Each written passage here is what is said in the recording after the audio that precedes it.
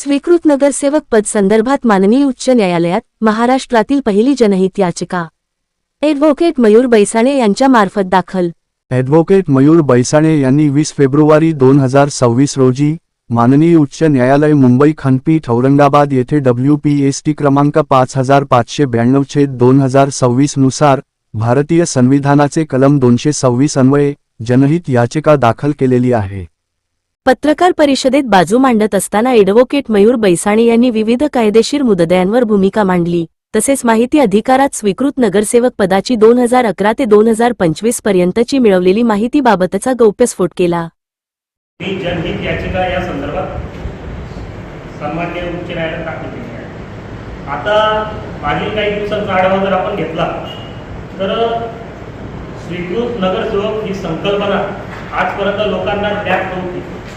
कदाचित जी काही राजकीय मंडळी होती, सत्ताधारी होती किंवा विविध क्षेत्रातील लोक होती यांनी कदाचित पोचलेली नसावी। आतापर्यंतचा स्वीकृत नगरसेवक संदर्भातला सर्वांचा भ्रम असा होता की पडलेल्या उमेदवारांसाठी, पराभूत उमेदवारांसाठी केलेली ती सोय म्हणजे स्वीकृत नगरसेवक पद। परंतु मी त्याचा खोलात गेलो, त्या कायद्याचा अभ्यास केला आणि ती संकल्पना समजून घेत असताना माझ्या लक्षात काही गोष्टी आल्या ज्या मी लोकांपर्यंत काही दिवसांपासून पोहोचवत आहे, संपूर्ण महाराष्ट्रात पोहोचलेल्या आहेत। आता स्वीकृत नगरसेवक ही संकल्पना काय? ऍक्च्युली स्वीकृत हा शब्दच कुठे नाही, खरं तर नामनिर्देशित सदस्य हा त्यासाठी लायक शब्द आहे, तरी त्याला स्वीकृत नगरसेवक म्हटलं जातं, त्याबद्दल वाद नाही। आता महाराष्ट्र महानगरपालिका नामनिर्देशित सदस्यांची अर्हता व नियुक्त नियम 2012 जो आहे त्याचा नियम 4 जर आपण सगळ्यांनी पाहिला तर त्याच्यात क्रमांक ते 6 विविध पद्धतीच्या त्या ठिकाणी अर्हता दिलेल्या आहेत।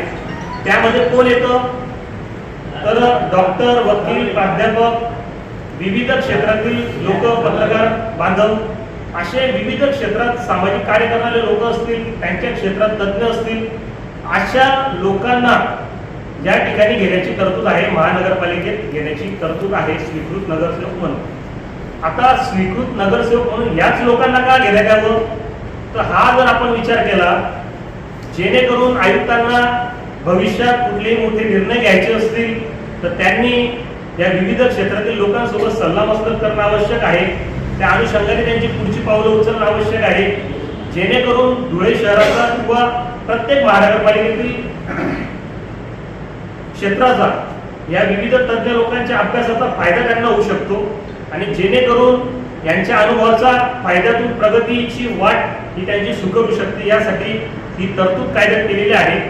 परंतु आतापर्यंतचा इतिहास पाहिला, स्वीकृत कमी आणि विकृत जास्त असा प्रकार घडत आलेला आहे।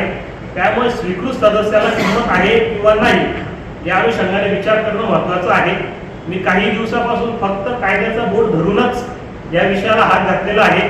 कायदा मला जितका समजतो तो तुमच्यापर्यंत पोहोचवण्याचा प्रयत्न करत आहे। आता राहिला प्रश्न, विविध क्षेत्राची उमेदवार घेतले जातात किंवा नाही, हा आतापर्यंतचा सगळ्यात मोठा प्रश्न आहे। आता याच कायद्याची तरतूद जर आपण पाहिली तर मुंबई नोंदणीकृत संस्थांचा जो कायदा आहे 1950 या अनुषंगाने ज्या काही नोंदणीकृत संस्था आहेत त्यात काही सदस्य जर 5 वर्षापेक्षा जास्त कालावधीपासून काम करत असतील, त्यांचा अनुभव असेल किंवा त्यांचा कार्य अहवाल असेल, अशा लोकांना या पदासाठी घेण्यात यावं अशी देखील तरतूद कायद्यात आहे। परंतु जेव्हा धुळे महानगरपालिकेत मी माहिती अधिकार कायदा 2005 अनुषंगाने काही माहिती मागवली, या माहितीमध्ये मला काही इतक्या त्रुटी आढळून आल्या आहेत की ज्या मी पिटिशन दाखल करतेवेळी माननीय उच्च न्यायालयात सांगितलेले आहे, ते आपल्या समोरही विशद करतो। या त्रुटी ज्या आहेत त्या अशा आहेत की 2009 ते 2025 पर्यंत आजपर्यंत जितके काही स्वीकृत नगरसेवक झाले त्या संदर्भातली माहिती आहे। आतापर्यंत 2009 ते 25 पर्यंत महानगरपालिकेमध्ये एकूण 16 स्वीकृत नगरसेवक झालेले आहेत। स्वीकृत नगरसेवक मी आत्ताच सांगितलं की डॉक्टर, वकील, पत्रकार, विविध क्षेत्रात, सामाजिक क्षेत्रात काम करत असलेले लोक यात यावे। अशी तरतूद असताना देखील या माहिती अधिकारात मला अशा गोष्टी समोर आलेल्या आहेत की फक्त नोंदणीकृत संस्था मध्ये काम करणाऱ्या लोकांना देण्यात आले. जे काही 16 लोक आहेत हे फक्त त्या क्षेत्रातले आहेत.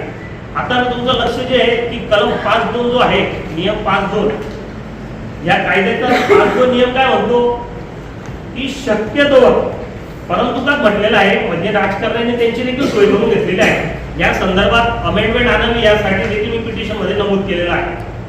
परंतु काय म्हटलेलं आहे, मान्य आयुक्तांनी शक्यतोवर नियम 4 मधील क ते छ मधील अर्हता असणाऱ्या प्रत्येकी एक पालिका सदस्य म्हणून नामनिर्देशन सुनिश्चित करण्याचा प्रयत्न करण्यात यावा अशी तरतूद असताना देखील तत्कालीन आयुक्तांनी या अधिकाराचा उपयोग केलेला नाही.